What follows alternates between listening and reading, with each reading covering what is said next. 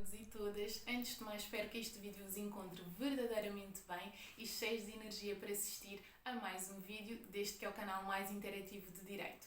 Bem, neste vídeo vou então abordar alguns conceitos introdutórios de teoria geral do direito civil, nomeadamente âmbito da teoria geral do direito civil, fontes de direito civil português, tipos de formulações legais adotada pelo Código Civil, fins do direito e, por último, princípios fundamentais do direito civil.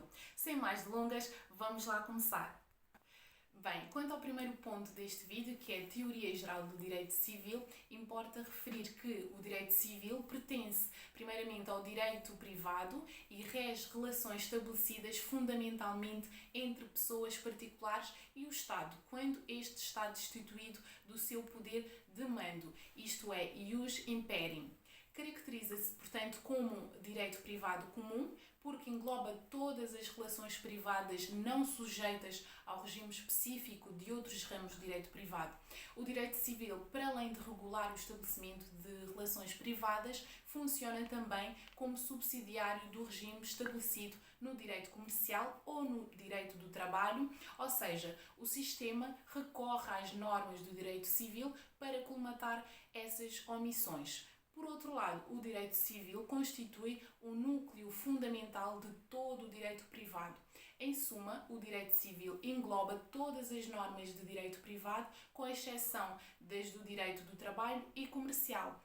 Os princípios gerais do direito civil são, então, aqueles que estão contidos na generalidade das normas do título 1º do Código Civil Português. Conclui-se então que o direito civil é um direito privado comum e é, por sua vez, subsidiário de outros ramos de direitos jurídico-civis. Agora, quanto às fontes de direito civil português, importa referir que são fontes clássicas de direito, primeiramente a lei, que é toda a disposição imperativa e geral de criação estadual, que é emanada dos órgãos estaduais competentes segundo a Constituição da República Portuguesa, consagrado no artigo 1º do Código Civil, CC. Temos, por outro lado, assentos do Tribunal Pleno.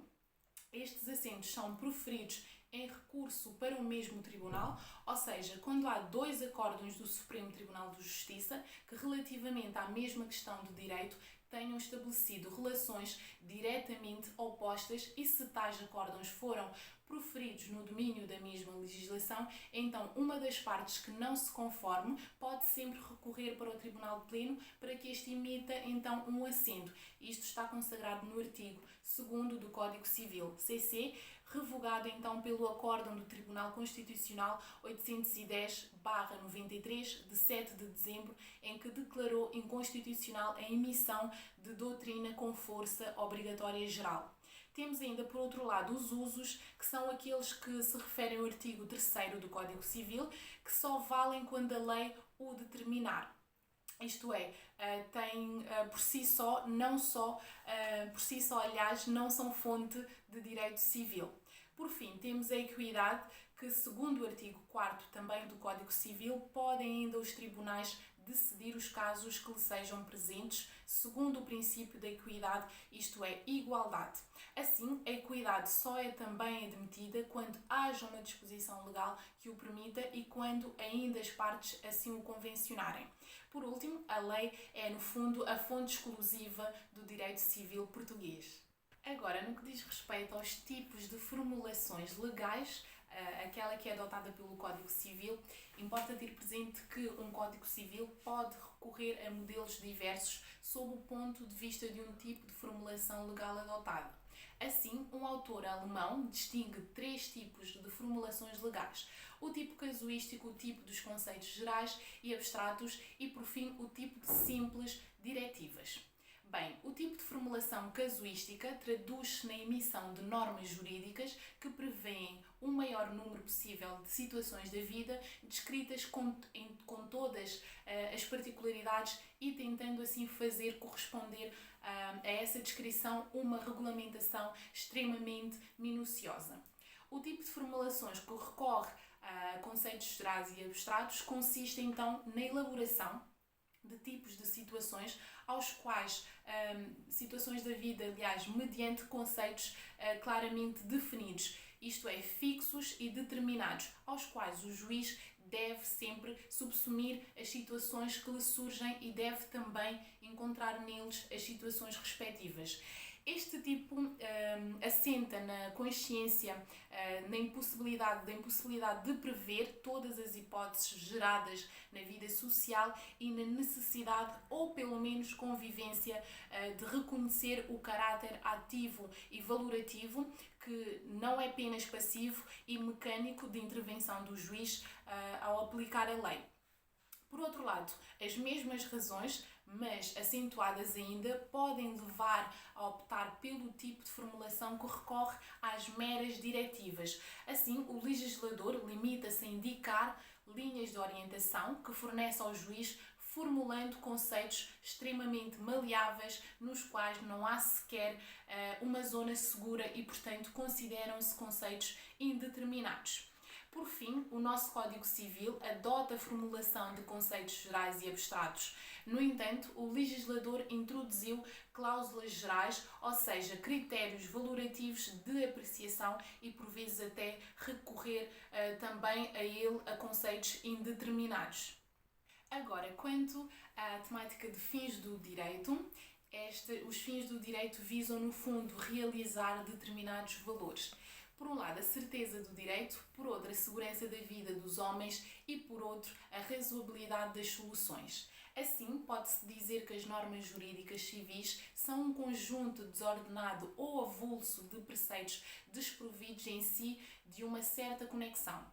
E são ainda princípios fundamentais do direito civil que formam a espinal médula deste, ostentando assim todas as normas que vêm depois desenvolver esses princípios gerais que têm o valor de fundamentos e sustentam as normas que posteriormente desenvolvem. Agora, posto isto, os princípios fundamentais do direito civil. Antes de tocarmos nos princípios, importa falar das normas aplicáveis às relações do direito civil e do direito civil e direito constitucional, aplicação de normas constitucionais às relações entre particulares. Dito isto, as normas do direito civil estão fundamentalmente contidas no Código Civil Português de 1996, revista em 1977. Assim, os problemas de direito civil podem encontrar a sua solução numa norma que não é de direito civil, mas de direito, por exemplo, constitucional. Assim, a Constituição contém, na verdade, uma força geradora de direito privado. As suas normas não são meras diretivas programáticas de caráter indicativo, mas normas vinculativas que devem então ser acatadas pelo legislador, pelo juiz e demais órgãos estaduais. O legislador deve então emitir normas de direito civil não contrárias à Constituição e o juiz e os órgãos administrativos não devem aplicar normas inconstitucionais. Dito isto, as normas constitucionais, designadamente as que reconhecem direitos fundamentais, têm também eficácia no domínio das relações entre particulares, impondo-se, por exemplo, à vontade dos sujeitos jurídico-privados nas suas convenções. O reconhecimento e tutela destes direitos fundamentais e princípios valorativos constitucionais no domínio das relações de direito privado processa-se mediante os meios de produção próprios deste ramo do direito, nulidade por ser contra a ordem pública. E isto está consagrado no artigo 280 do Código Civil, CC. Assim, a aplicação das normas constitucionais à atividade privada faz-se através de normas de direito privado que reproduzem assim o seu conteúdo, por exemplo, a norma do artigo 72 do Código Civil e ainda artigo 26 da Constituição da República Portuguesa, CRP. Também é feita através de cláusulas gerais e conceitos indeterminados, cujo conteúdo é preenchido com valores constitucionalmente consagrados. E, por fim, em casos absolutamente excepcionais, por não existir cláusula geral ou conceito indeterminado adequado, há uma norma constitucional reconhecedora de um direito fundamental, aplica-se então independentemente da mediação de uma regra de direito privado. No fundo, sem esta atenuação, a vida jurídica ou privada, para além das incertezas derivadas do caráter muito genérico dos preceitos constitucionais, conheceria uma extrema rigidez, inautenticidade e irrealismo de todo o ponto indesejáveis. Os preceitos constitucionais, na sua aplicação às relações de direito privado, não podem aspirar a uma consideração rígida, devendo então, pelo contrário, conciliar o seu alcance com o de certos princípios fundamentais do direito privado, eles próprios conforme à Constituição. O princípio da igualdade caracteriza, sim, em termos gerais, a posição dos particulares em face do Estado. Não pode no domínio das convenções entre particulares sobrepor-se, então, à liberdade contratual, salvo se o tratamento desigual implica violação de um direito de personalidade de outrem, como acontece, por exemplo, em situações de discriminações raciais, religiosas, etc. Agora, no que toca ao ponto dos princípios fundamentais do direito, existem 9 princípios base para as normas do direito civil. 7 no nosso manual. Primeiro, temos a personificação jurídica do homem. Em segundo lugar, reconhecimento dos direitos de personalidade. Em terceiro lugar, igualdade dos homens perante a lei. Em quarto lugar, reconhecimento da família como instrumento fundamental. Em quinto lugar, personalidade coletiva. Em sexto lugar, autonomia privada. Em sétimo lugar, responsabilidade civil. Em oitavo lugar, propriedade privada. E, por fim, no oitavo lugar, o reconhecimento do fenómeno sucessório. Agora, quanto ao primeiro princípio, o princípio da personificação jurídica do homem, temos que ter presente que o homem é a figura central de todo o direito. Assim, no direito civil há uma tendência humanística e aí o homem e os seus direitos constituem o ponto mais importante do tratamento dos conflitos de interesses que são regidos então pelo direito civil português. Assim, todos os homens são iguais perante a lei. A personalidade jurídica do homem é então imposta ao direito como um conjunto de fundamentos de várias ordens, como sendo um valor irrecusável. O artigo 1º da CRP é quem então reconhece este princípio. No artigo 12º da CRP é também frisado desta forma. E este princípio ganha mais importância quando o artigo 16, número 2 da CRP, diz que os preceitos constitucionais e legais relativos aos direitos fundamentais devem ser interpretados integrados de harmonia com a Declaração Universal dos Direitos do Homem. Dito isto, o artigo 66 do Código Civil diz que a personalidade adquire-se no momento do nascimento completo e com vida. A própria personalidade jurídica é indispensável e no artigo 69 também do Código Civil temos previsto que ninguém pode renunciar no todo ou em parte à sua capacidade jurídica. A personalidade jurídica é então uma qualidade imposta ao direito e que encontra projeção na dignidade humana.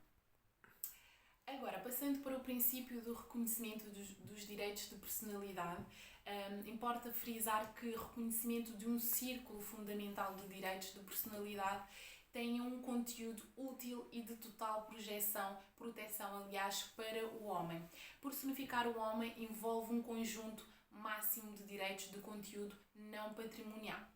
Agora, quanto ao princípio da igualdade dos homens perante a lei, este princípio da igualdade dos homens perante a lei encontra-se na Constituição no seu artigo 13º. Não se deixa então de referir na Constituição o princípio de tratar desigual aquilo que é desigual. A lei constitucional proíbe assim todas as formas de discriminação. Outro princípio relevante neste âmbito é o princípio do reconhecimento da família como instrumento fundamental.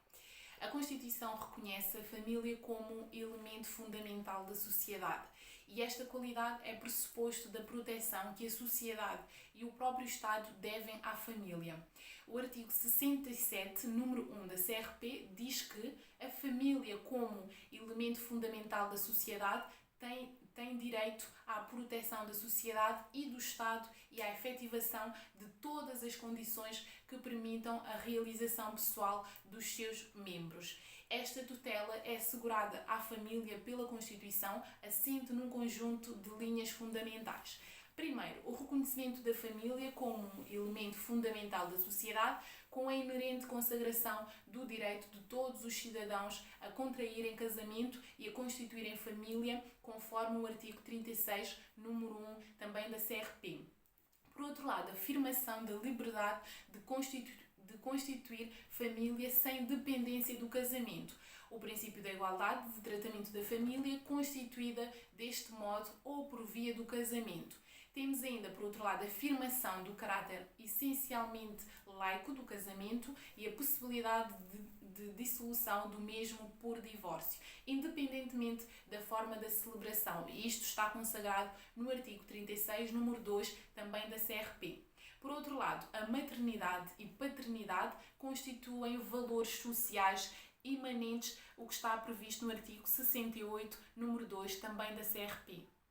E, por fim, no reconhecimento do caráter insubstituível dos progenitores em relação à pessoa dos seus filhos, no que toca à sua integral realização como homens. Isto está previsto nos artigos 68, número 2, 36, números 5 e 6 da CRP. Agora, quanto ao princípio da personalidade coletiva, importa referir que as pessoas coletivas jurídicas são criadas pelo efeito do direito demarcam-se, portanto, das pessoas jurídicas singulares, embora funcionem também como centros autónomos de imputação de direitos e deveres. Isto está previsto no artigo 12, número 2 da CRP, em que as pessoas coletivas gozam de direitos e estão sujeitas aos deveres compatíveis com a sua natureza. Este artigo reconhece, assim, uma individualidade própria às pessoas coletivas, quando afirma que elas gozam de direitos que são compatíveis à sua natureza. Agora, relativamente ao princípio da autonomia privada, importa frisar que os efeitos só se produzem na medida em que o direito os admite ou os prevê. Isto porque são fenómenos criados pelo direito. E este princípio está diretamente ligado ao princípio da liberdade contratual, segundo o qual é lícito tudo o que não é proibido. A este princípio contrapõe-se o princípio da competência. Segundo este, só é lícito aquilo que é permitido. Agora, no que tange ao princípio da responsabilidade civil, temos que ter presente que este encontra fundamento no princípio da liberdade do homem. E esta ideia assentava na imputação psicológica do ato do agente. Mas com a evolução das relações comerciais passou a surgir um conceito de responsabilidade objetiva. Já não tem a ver com o dolo do agente, mas sim com o risco que acompanha toda a atividade humana. Agora, no que tange ao princípio da propriedade privada, a tutela constitucional da propriedade privada está expressamente consagrada no artigo 62, número 1 da CRP, segundo o qual a todos é garantido o direito à propriedade privada e à sua transmissão em vida ou em morte, nos termos da Constituição, bem como nos artigos 61 e 88 da CRP, relativos à tutela da iniciativa da propriedade privadas. O Código Civil não define de todo o direito de propriedade, mas o artigo 1305 caracteriza-o dizendo que o proprietário goza de modo pleno e exclusivo dos direitos de uso, fruição e disposição das coisas que lhe pertencem dentro dos limites da lei e com observância das restrições por ela impostas. Assim, no setor público temos os bens e unidades de produção pertencentes ao Estado ou a outras entidades públicas, como estatui o artigo 82, número 2 da CRP. O setor privado pertence então aos meios de produção de propriedade e gestão privada que não se enquadram no setor público ou no cooperativo, aliás, como estatui o artigo 82, número 3 da CRP. E o setor cooperativo é o setor cooperativo porque refere-se aos meios de produção possuídos e geridos pelas cooperativas em obediência aos princípios cooperativos, aos meios de produção comunitários possuídos e geridos por comunidades locais, aos meios de produção, objeto de exploração coletiva por trabalhadores, como consagra o artigo 82, número 4, também da CRP. Por fim, o princípio sucessório em que implica a ordem jurídica portuguesa reconhecer o fenómeno da sucessão mortis causa.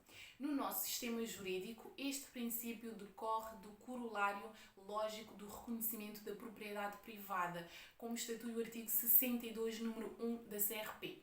O princípio da transmissibilidade da generalidade dos bens patrimoniais, por exemplo, legis, os artigos, aliás, 2024 e 2025, 2156, que abordam a questão das cotas, da cota indisponível. A cota indisponível, o titular dos bens aqui tem uma ampla liberdade para testar. Ou seja, por este efeito pode afastar da sucessão um conjunto de familiares que não estejam incluídos no conceito de pequena família. A sucessão legitimária, por sua vez, funciona sempre a favor dos herdeiros legitimários, isto é, o cônjuge, descendentes e ascendentes. Por hoje é tudo, chegamos ao fim de mais um vídeo.